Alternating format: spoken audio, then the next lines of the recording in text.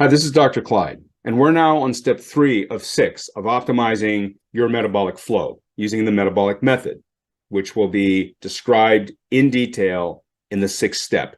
And we're getting there first by looking at nutrition, and then movement, and then sleep-stress balance. So here in step 3, the 3 layers of nutrition, starting with your macronutrient base, the fuel component, and then recovery, which is the sports nutrition piece.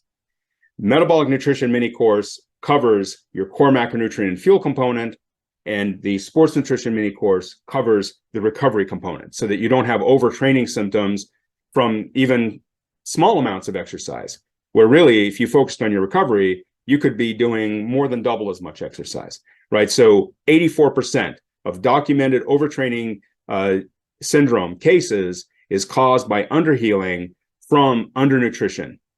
And we know that, and it's discussed in the sports nutrition mini course. So why doesn't the calorie balance model work? Well, in moderation, it does. You move more, you cut calories, there's a gap between the two, you lose weight, and you might get healthier. But what if you're doing that and you're either not losing weight, or maybe you are, but you're not feeling healthier? It's getting harder to get through your day. You start getting surprising backfire of losing focus in the middle of your day. Maybe your blood lipids aren't improving anymore. The number on the scale stopped changing after 4 to 8 weeks. And the harder you work, the worse things seem to get. Well, the calorie balance model isn't wrong. It's just that when you push it too hard, then you've got an overflow into the wrong tissue, and the body will start to shut down. And so using a metabolic model doesn't kick out or exclude the calorie balance model, but really set as the primary target, keeping your body going so that it stays healthy regardless of where you are in your calorie balance. So the first step for this nutritionally is to protect your lean tissue with a calorie flow that never goes below 1/4 of your daily needs. So this sets a limit to how fast you can lose weight, unless you're including exercise, which will then further accelerate it. This is just a starting point. It acknowledges that life is continuous and your cells have a continuous nutrient need beyond just fats from your fat cells, so that when you're not eating, the brain will stimulate cortisol release to break down muscle mass to get amino acids to maintain protein production in your more vital organs. And if your blood sugar gets too low, it will break down skeletal muscle mass even further to provide amino acids to the liver to convert to glucose for the brain. So the brain is recruiting the liver so that it can eat your muscle. Your muscle mass is your primary metabolic organ system, but it is not viewed as vital by your body. It's viewed as expendable. So if you're thinking that your body is just going to be eating body fat when you're not eating, think again. The body can't just grab amino acids from thin air.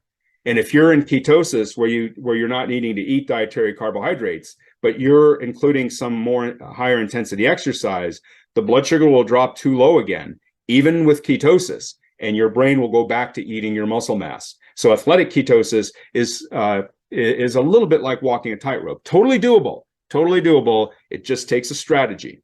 See my sports nutrition mini course. So we want to protect all our organ systems, but from a metabolic perspective, that includes skeletal muscle. But we don't want to just think about calories. That's kind of the blunt edge or the sledgehammer approach to nutrition. We want to go a step past that, thinking about our macronutrient flow, so even hydration to process and deliver our nutrients so we can even make use of them, and a stable blood sugar and blood protein level. We don't need a lot of food to bump up our blood chemistry a little bit to protect our lean tissue.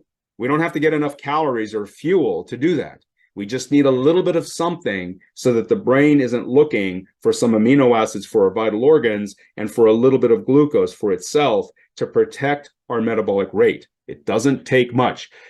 Even just a snack with a little bit of a protein and a slow digesting carbohydrate, like a hard-boiled egg and a plum, or a glass of milk, which has equal amounts of protein and carbohydrate, or some yogurt. Now, if it's soy milk, then you'd have to add a piece of fruit, because the soy milk, unsweetened, of course, and it shouldn't be sweetened, is a protein source, but it doesn't have a slow digesting carbohydrate. So it's really easy. Even just a cappuccino is with 6 to 8 ounces of milk. It's going to give you a bit of protein and a bit of a carbohydrate to give you time until you eat more regularly. Now, when you're just eating that minimum maintenance level to protect your lean tissue, your body stays in the fasted state.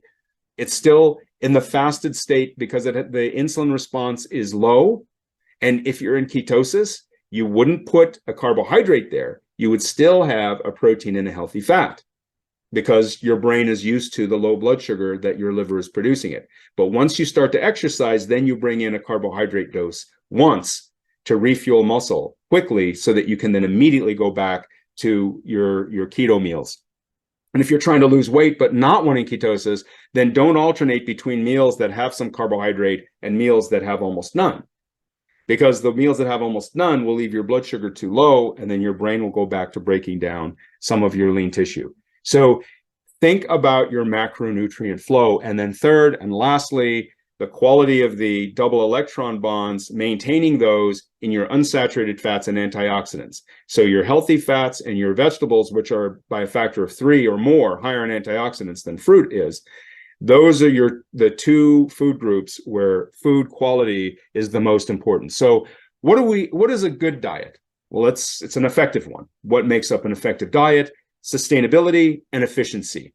Sustainability means it makes you happy. It doesn't feel like work. You're not suffering. You're including some foods that you like every time that you're eating.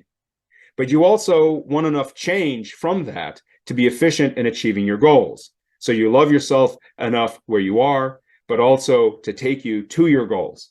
You love yourself at point A, and you're moving yourself to the point B that you're after. So what are those minimalist changes is what I call metabolic engineering to fill metabolic gaps for your metabolic flow.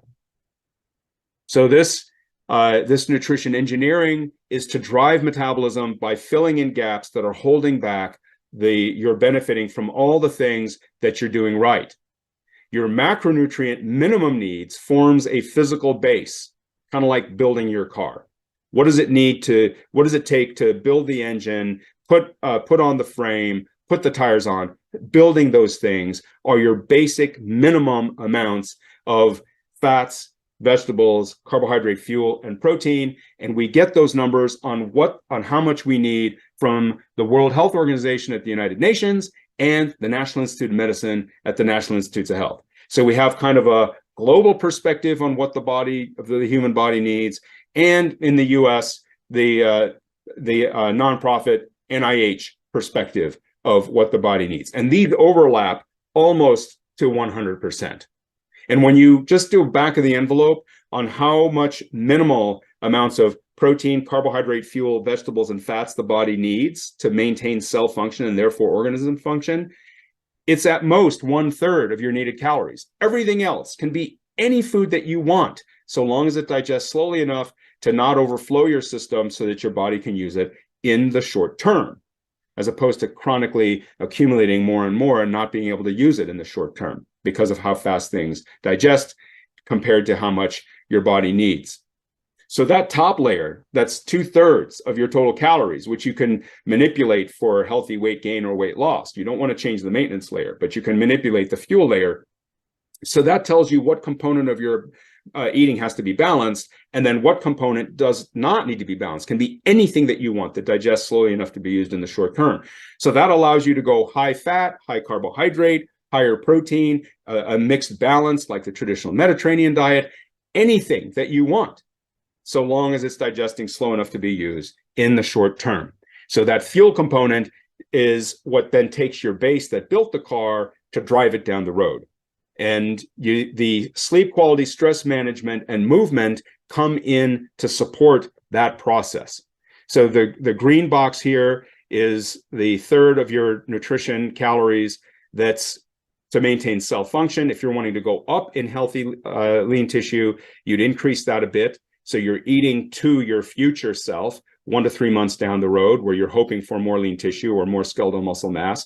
Like if you're wanting to go up in bone density or maintain joint stability to reduce falling risk as you get older, then you're wanting to increase lean tissue to the greatest extent possible. Eat to that goal 1 to 3 months down the road, as opposed to just your current lean tissue level. So that's why I make the green box a little larger, going to the left for going up in healthy lean tissue. But if you're trying to lose weight, you're not wanting to lose lean tissue. So the green box stays the same. It's the red part on top, the fuel layer, that you manipulate up or down for healthy weight gain as opposed to healthy weight loss. Now, by providing that minimum green basic layer, you're driving your metabolic rate, even if you don't change calories, to partition more of what you're eating to lean tissue as opposed to the overflow to body fat. So this isn't about healthy weight gain or healthy weight loss necessarily. It can include this alchemical shift of converting body fat into lean tissue at the same weight.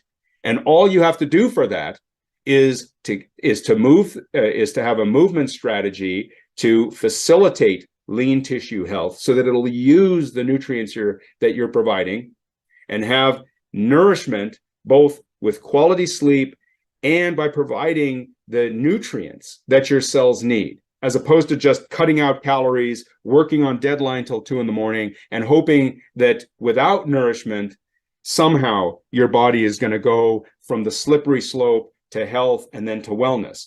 That is not feasible if your body has nothing to work with.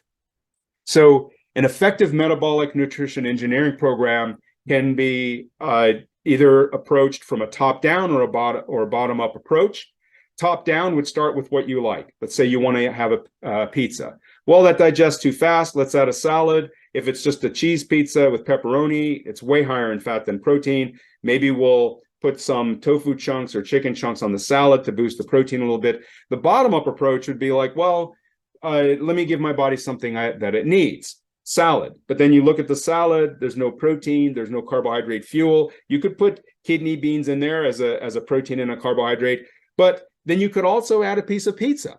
Sometimes at a pizzeria that my daughter likes to go to, I'll take a big salad from their salad buffet and I'll put a piece of pizza on top and I'll tell her that's my dressing. So I'm starting out with the salad to do something good for my body, and then I'm adding something I like to round out my body's needs. Or you can take the piece of pizza, start with what you like, and then add to it what your body needs. So those are the bottom up and the top down approach to eating.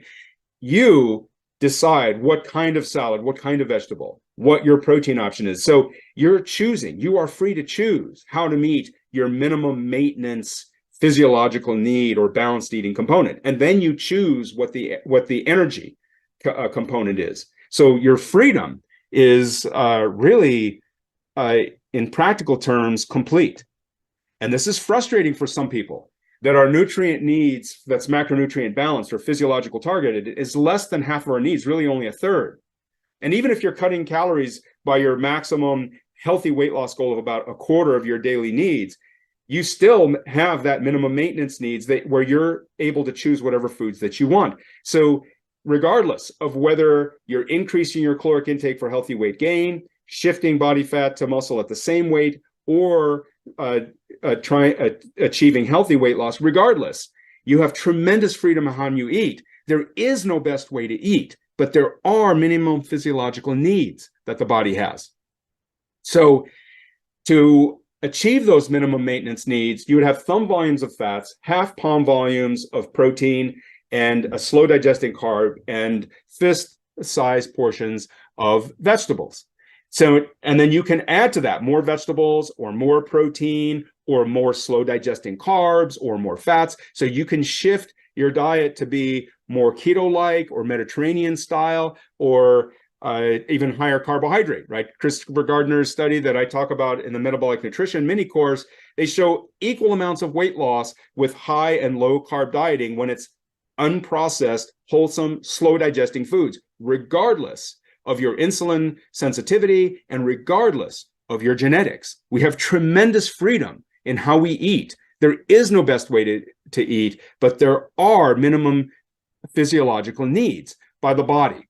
And so a simple way of charting out your food. So I've got the food groups listed here, foods that fall into the specific food groups, and you check off the boxes to make sure that you have a flow of water, a flow of amino acids, and a slow flow of carbohydrate coming into your bloodstream. And then you dose in once or twice or 3 times a day, even some vegetables and fats. The timing of those two food groups are not as critical as water, stable blood sugar, and stable blood sugar. So when you look at some of the popular diets on the market, low fat, keto, Mediterranean, low carb, specific carb type, and even fasting, there's a lot of variability and freedom in how you fall into these diets. Most of these diets just focus on going high or low in one food group, sometimes two, or a specific subset of a food group.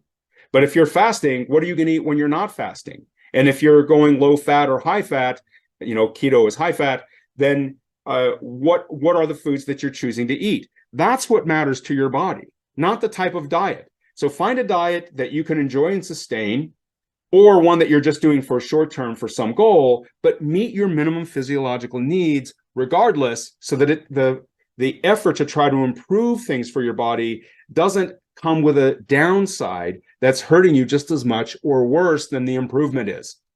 So I've got a handout on my website, drclydewilson.com, on the lower left in the key core readings, where I give you a step ladder comparison of some of the top diets from the last several decades and currently, and how they compare to each other in fat level, protein level, carbohydrate level, and how many thumb volumes of fats, half palms of protein, carbohydrates, and fist of vegetables that would correlate to. And in the top yellow rows, how does this compare to National Institute of Medicine and World Health Organization recommendations? What you can see is that there is no diet that can't be fixed. Every diet can work just as well as every other diet, so long as it works for your personality and includes the foods that you enjoy. So if one diet doesn't work, you go with one that has the foods that you enjoy, and then you slow down the flow and make sure you're meeting your minimum physiological needs. It is a disaster for your life experience, and works against your goals, to be thinking that there's one way of eating that is better than another. Fix what works for you in the short term so that it continues to work for you by making sure you have your minimum maintenance level, and that the energy level includes foods that you like. Even if some of the foods you're not so much into, maybe you don't like vegetables, that will be a part of the foods you do like. Like, let's say you like to ride a motorcycle, but you don't like to wear a helmet. You like to skydive, but you don't like to wear a parachute because it's kind of cumbersome. You do these things so that you can live another day to skydive, motorcycle, eat more pizza. The parachute or the helmet is the vegetables you're eating with it to slow down its digestion. It's easy to add something we're not super into to things we love. It's much harder to say, I'm not going to be myself. I'm not going to do the things that I enjoy. I'm just going to eat vegetables, right? That's like walking around with a parachute on your back all day and never getting to do the skydiving that you wore it for to begin with. This is not a diet. And it's not you. It's a disaster. So what every crazy diet gets right. It gets you to pay attention to what you're doing, and it slows down one of the rates of one of the nutrients by either eliminating in it or going with more processed to less processed, right? So it's slowing down the rate. But where they fail is they don't focus on you as a person. What do you like, as opposed to what the book author or the blog author is writing? And it ignores that sometimes you need something else than what this dogma is prescribing. And it might not emphasize you're meeting that minimum cellular need to keep your body going, regardless of what the diet is doing on the energy component. So the irony is that all the diets are right at some point in your life, but none of them are always right. Your metabolism modulates as you go through the day and from day to day. Imagine a rest day as opposed to a hard workout day, or 10 years from now as opposed to today as opposed to 10 years ago. How your body, your life experience, and your life choices have changed. Your nutrition should support those changes and your goals. So this brings us to movement, our fourth step in fixing your metabolic flow.